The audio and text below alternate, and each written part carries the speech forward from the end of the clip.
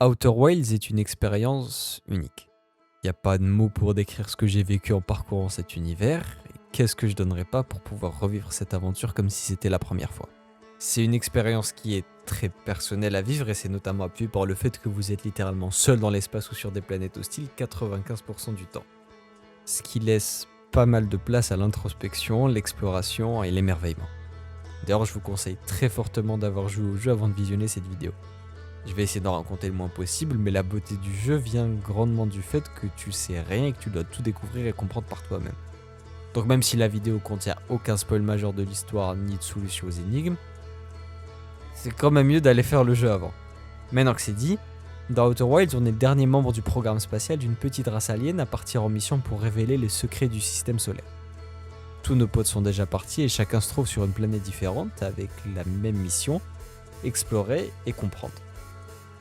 Et c'est à peu près tout. C'est d'ailleurs tout ce qu'on vous dira avant de vous lâcher dans le vide spatial. Maintenant, ce qui est incroyable avec ce jeu, c'est l'amour et l'attention aux détails apportés par ceux qui ont travaillé dessus. Le monde est vrai. Rien n'a été laissé au hasard, du plus petit caillou au sound design, tout a été méticuleusement orchestré pour qu'à chaque instant, ce que vous voyez ou ce que vous entendez raconte une histoire. Et cette histoire, il y a autant de façons de la raconter qu'il y a de personnes qui l'ont vécue, mais il y a un aspect du jeu qui mérite une attention toute particulière, et qui a bien plus de choses à raconter qu'il n'y paraît au premier abord. Mesdames et messieurs, aujourd'hui je vous propose de redécouvrir et d'explorer Outer Wilds à travers sa bande originale et ses musiques. Bienvenue dans le premier épisode du règlement. Ah non, ça c'est pas moi ça. Bienvenue dans le premier épisode de Leitmotiv.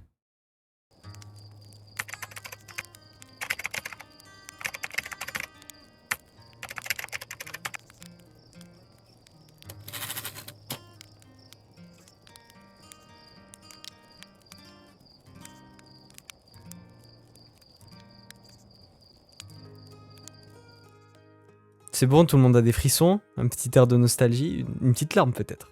Super, on est parti. Timber Earth, le nom de la musique que vous entendez actuellement, c'est... Bon déjà c'est ma préférée, mais c'est surtout le thème d'Atrebois et par extension celui des Atriens. Mais déjà il y a un truc qui cloche avec cette musique. Avec plusieurs musiques de la BO en vrai. Elle est magnifique, il y a aucun doute là-dessus, mais... elle fait pas du tout espace quoi.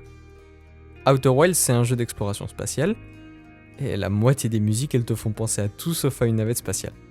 Quand tu penses espace, tu penses à un futur plus ou moins proche, des équipements de pointe et des technologies qui nous sont encore inaccessibles. Si tu prends la BO de n'importe quelle œuvre qui traite à peu près du même sujet, tu sais où tu mets les pieds rien qu'en écoutant la musique.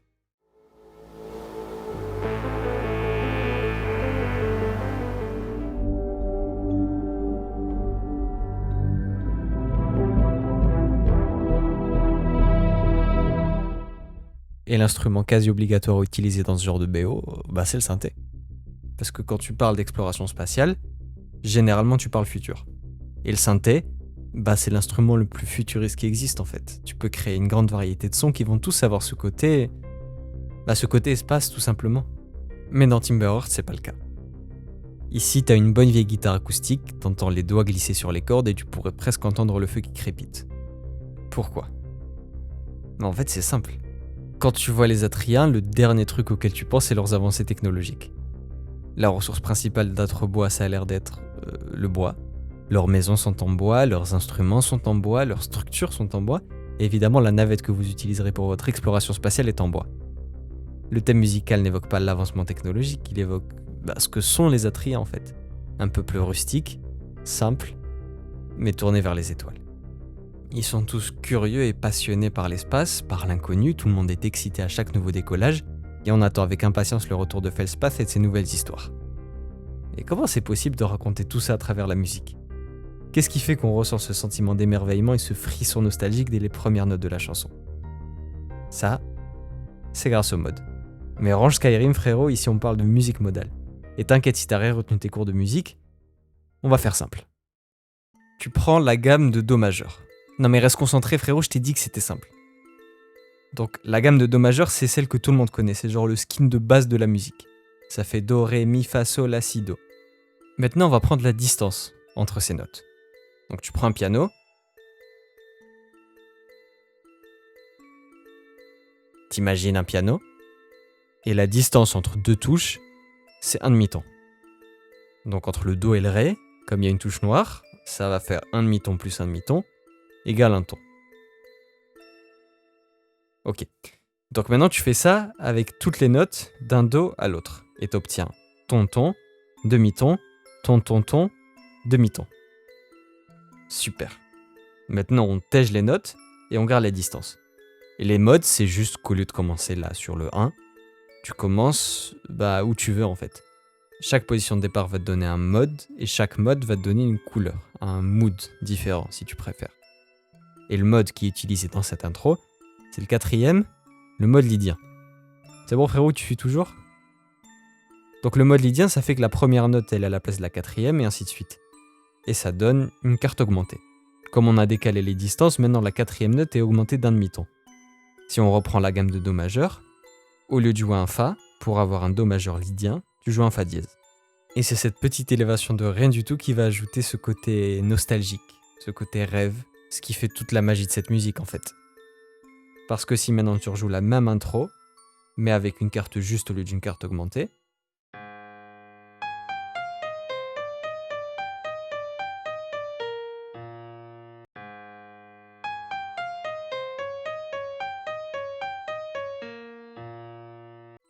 c'est plus la même. Et puis dernière note à ajouter, on passe à la prochaine musique, mais j'aime bien penser qu'à élever une note, on essaye de symboliser un peu les Atriens qui lèvent leurs yeux vers les étoiles.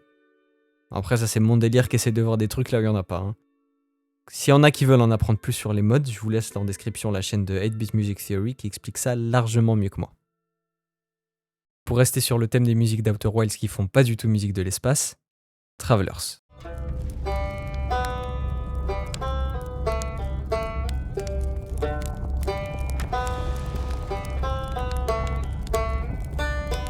Et je sais que vous l'attendiez celle-là.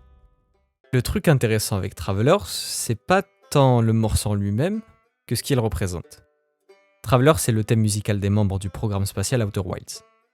Et des personnes non inspirées auraient juste foutu la musique à chaque fois que tu t'approches de l'un d'entre eux. Et en vrai, ça aurait pu faire le taf. Hein. Avec cette méthode, t'associes la musique à un point safe, au coin du feu, avec un de tes potes. Ça te permet de souffler pendant quelques minutes avant de reprendre l'exploration. C'est cool. Non, c'est cool. Mais c'est pas ça qui va faire que les joueurs vont se souvenir de cette musique jusqu'à la fin de leur vie. À la place, ok, ils sont tous membres du programme spatial, ça se voit. Mais si ça se voit, ça peut aussi s'entendre. Donc au lieu de juste lancer la musique, tu vas leur faire jouer la musique.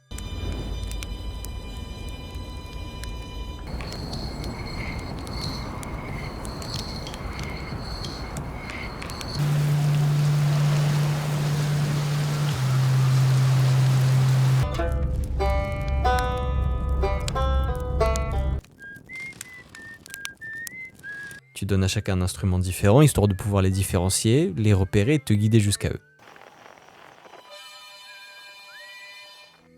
Ce qui fait que maintenant cette musique tu vas l'entendre tout le temps, mais jamais vraiment pareil parce que tu entendras à chaque fois un instrument différent en fonction de qui tu cherches. C'est presque parfait. Faut juste attendre que le joueur se rende compte que oui, il joue la même musique, mais surtout il la joue en même temps.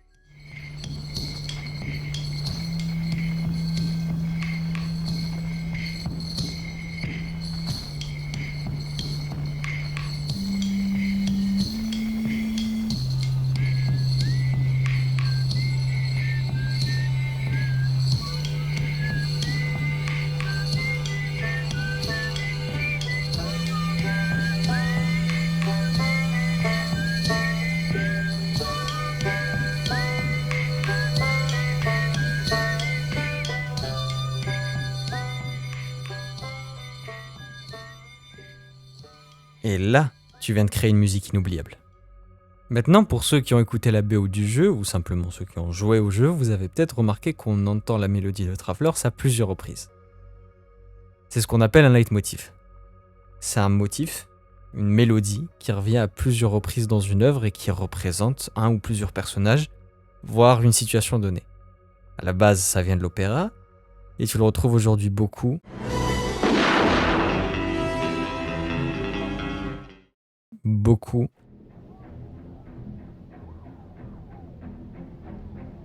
Beaucoup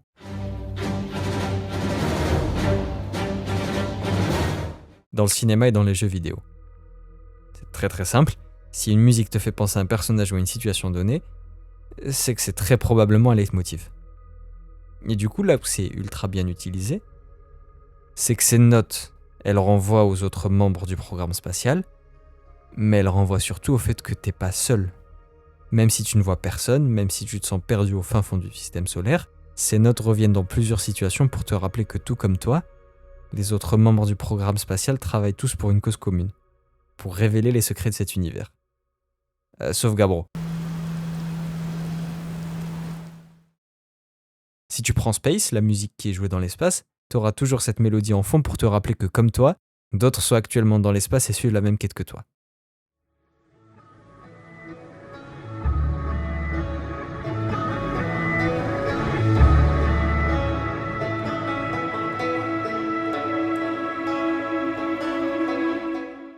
Dans 14,3 milliards d'années plus tard qui joue pendant les crédits, c'est un peu différent.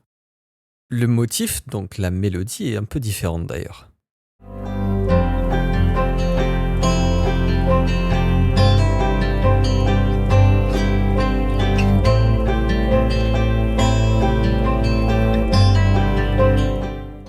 Alors petite parenthèse, mais cette musique est je pense la meilleure de toute la BO, hein, et j'ai pu lire tellement d'interprétations différentes, qui sont toutes pertinentes, hein, mais qui ont un point commun, c'est l'amour de la communauté pour ce jeu. Chacun en va de sa petite expérience personnelle. T'en as certains qui écoutent à travers ces notes l'histoire de l'univers racontée par les différents instruments. Et si vous avez vu cette vidéo, vous voyez de quoi je parle. Et t'en as d'autres qui à travers ces notes ont l'impression de revivre leur aventure du début à la fin. J'aurais voulu vous donner la véritable idée derrière cette musique, malheureusement je me suis pris un vent encore plus magistral que ce t'accroche quand tu commandes ses stories Insta frérot. Donc on va se contenter de ça.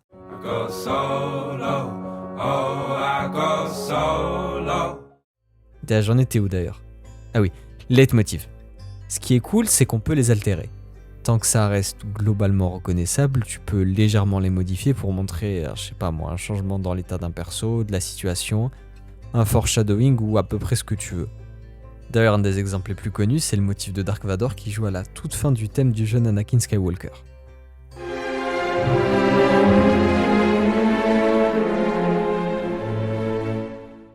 Ici, dans 14,3 milliards d'années plus tard, le motif de Traveler est beaucoup plus triste.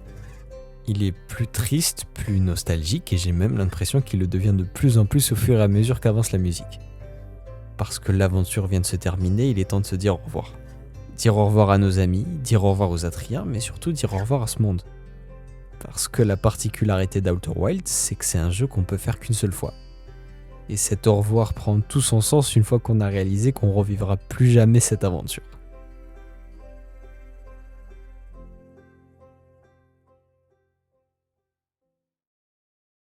Fun fact, il y a un autre endroit où on entend la mélodie de Travelers, mais pour le coup c'est beaucoup moins évident que le reste. C'est à la toute fin du jeu, dans Let There Be Light. Juste écouter en fait.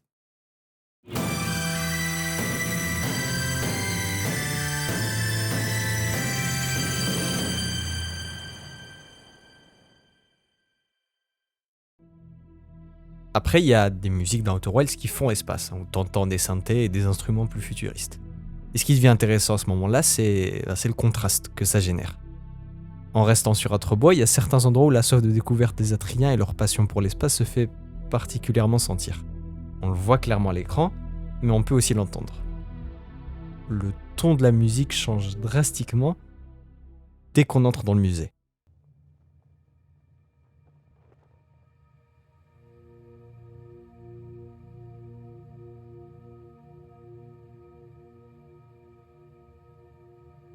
Le muséum, donc le thème du musée, est particulièrement intéressant. Parce qu'on se trouve toujours sur Atrebois, donc toujours chez les Atriens, et on retrouve toujours des instruments traditionnels comme la guitare, ou le banjo. La vérité, j'ai pas réussi à différencier. Mais d'un coup, c'est plus cette guitare qui occupe la place la plus importante dans cette musique. Parce que dans le musée, ce sont plus les Atriens qui sont au centre de l'histoire. Ce qui est au centre, c'est la curiosité, la découverte, l'étrange, le lointain et l'inexploré. Et dans la musique, ça se traduit par l'absence de la plupart des instruments emblématiques des Atriens, donc juste assez pour rappeler où est-ce qu'on se trouve, mais on a surtout de longues notes au synthé et une absence quasi totale de mélodie. Car le temps n'est plus à l'action mais à la contemplation. Donc, on laisse place, autant dans le jeu que sur la partition. Et ce mélange des ambiances et des sons, il atteint son paroxysme dans une musique, We Have Lift Off. On a décollé en français.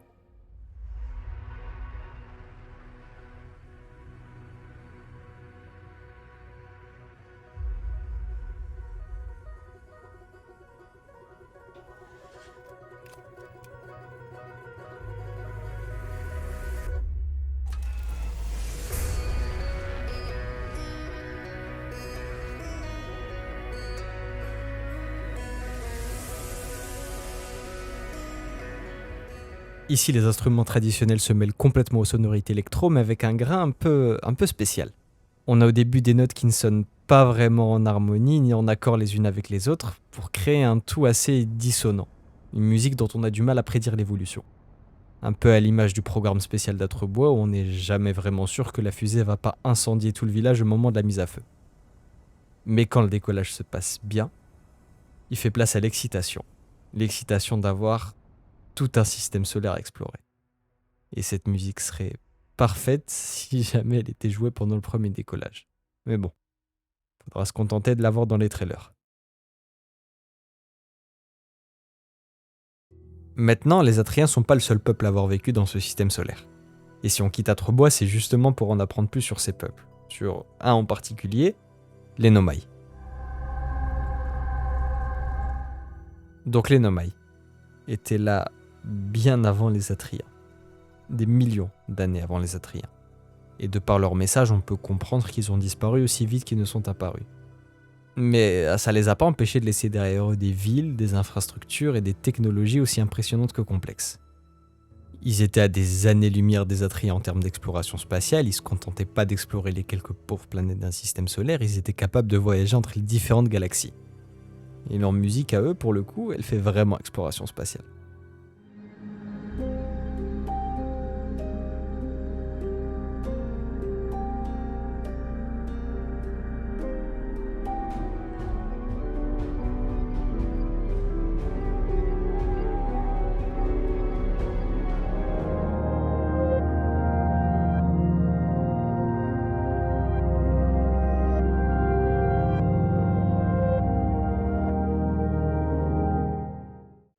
Sauf que les Nomai ne sont plus. Et donc tout ce qui reste d'eux, ce sont de grandes structures vides dont les mystères restent encore à percer. Et ça, tu peux le voir, tu peux l'entendre dans leur musique. Dans toutes les musiques relatives aux Nomai. Que ce soit de Nomai, de Sun Station ou encore The Ash Twin Project, c'est toujours la même formule. T'as un synthé aux notes très longues et une absence de mélodie sur presque tous les sons. Pour, exactement comme au musée, faire place. Quand on rentre dans des ruines Nomai, on n'est plus dans notre aventure. On est spectateur d'une toute autre histoire. Une histoire qui a eu lieu il y a des millions d'années. Donc si tu développes un jeu, et que tu veux faire comprendre au joueur qu'il est là pour explorer plutôt que pour se taper, au lieu d'afficher à l'écran « cherche des indices », tu peux lui faire comprendre par la musique. Et l'avantage, c'est qu'il aura l'impression d'avoir compris tout seul. Donc tu vires toute mélodie de la bande-son, et tu mets, comme ici, des notes très longues au synthé, ou à n'importe quel instrument, en vrai on s'en fout. Et en fonction de l'effet que tu cherches à créer, que ce soit le mystère, la peur, l'émerveillement, tu rajoutes des petits ornements à droite à gauche, et ça devrait faire le taf.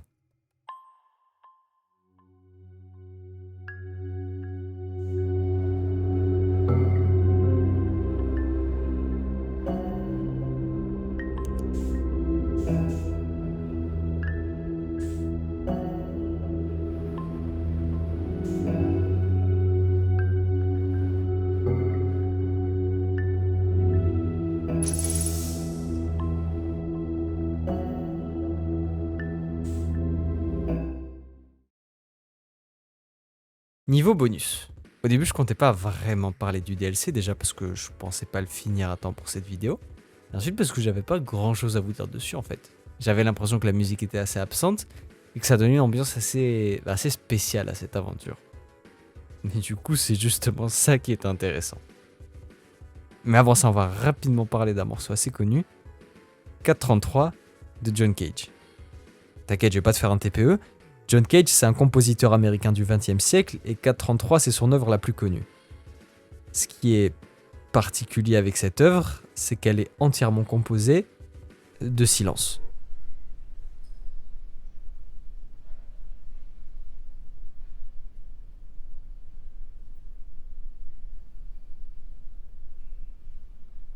En musique, les silences sont aussi importants que les notes, mais jamais personne n'a pensé à faire des musiques qu'avec des silences.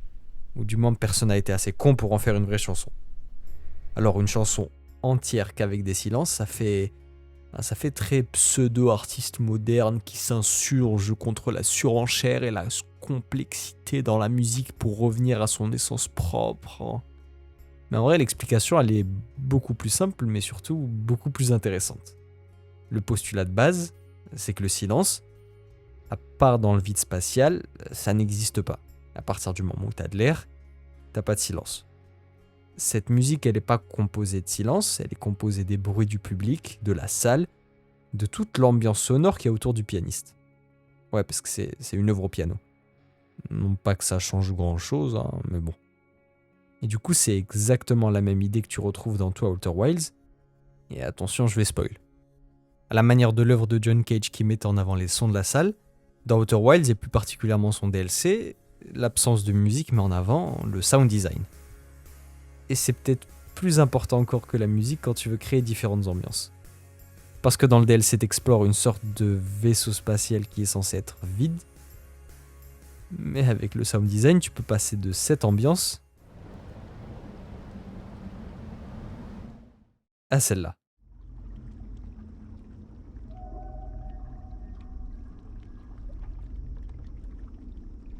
Et crois-moi que c'est plus du tout la même.